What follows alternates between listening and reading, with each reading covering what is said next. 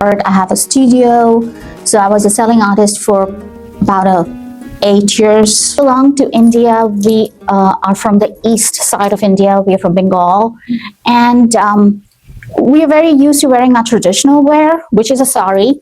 The work that I'm wearing now is called the kantha stitch. Now, kantha stitch saris are very well known back in there. It's made by artisans in the villages, and it's a pride to own it. However, in a global platform, we cannot be expecting people to go around wearing saris because it's a thing of a particular culture. So what I thought of doing is to make it more available to people around us who appreciate art. We would rather give it a kind of a global look, which they would be able to wear it, very wearable, very day-to-day, very sophisticated in that matter. However, it is an art which you are promoting. It is an art which you're appreciating and wearing it. So basically the whole thing started of giving it a global platform, I would say. The wearables art started last year. It was a nice creative journey. I always loved fashion, like to dress up. Colors are kind of my motivation to do stuff. It's sustainable fashion, very repurposed kind of a thing, and it's art because it's handmade. The artisans back home, they spend months in making one fabric, and it's such a pleasure to wear it in different ways and styles, so it never gets old.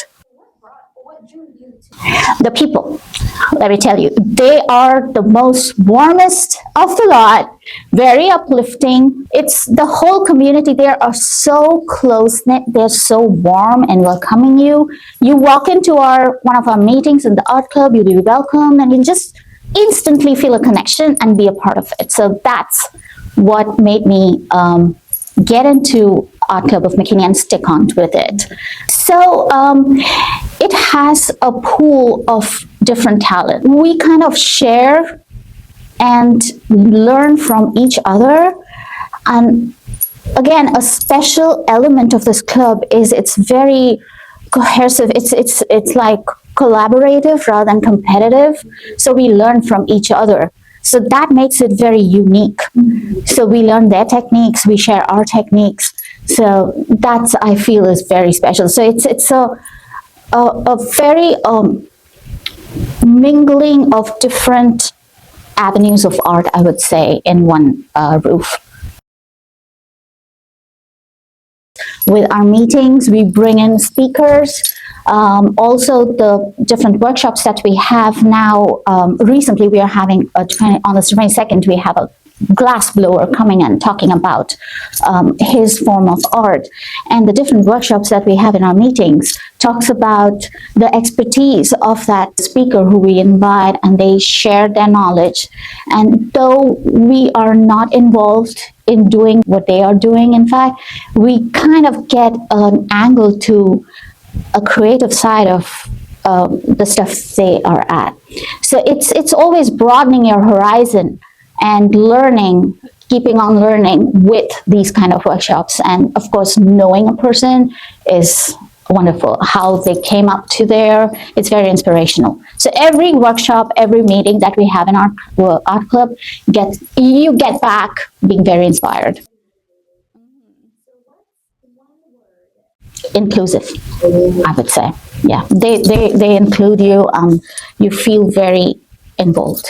The very basis of my art is life. I love meeting people, knowing about their life. I get inspired from my life.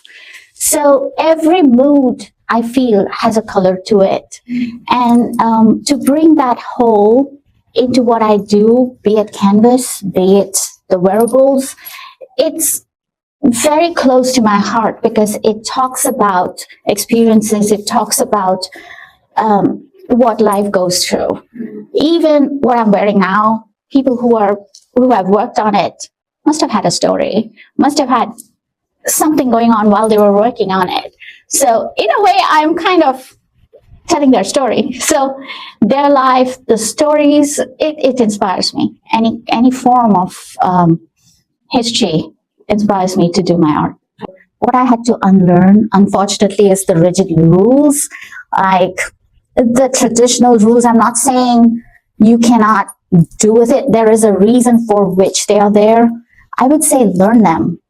But when you're creating, go beyond and above. So unlearn a little bit after learning, of course.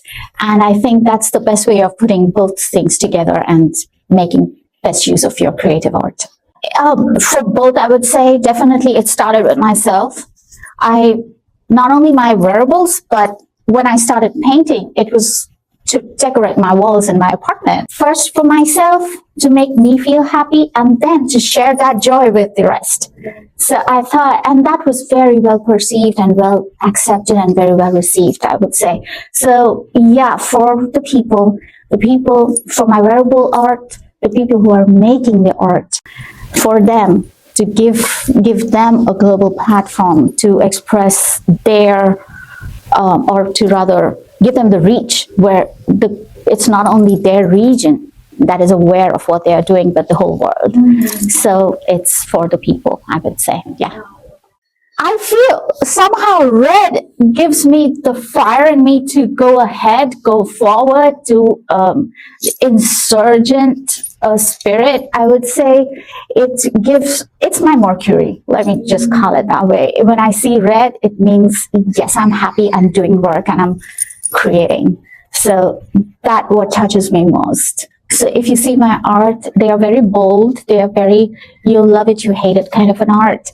And I use a lot of primary colors. If you can see, there's a lot of turquoise blues, yellows, oranges.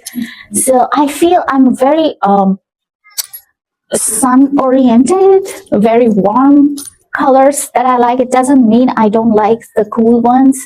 I love the light blues also, and the grays. Now with age, earlier it wasn't my color at all, but yes, I feel every mood of life, every stage of life can be associated with color.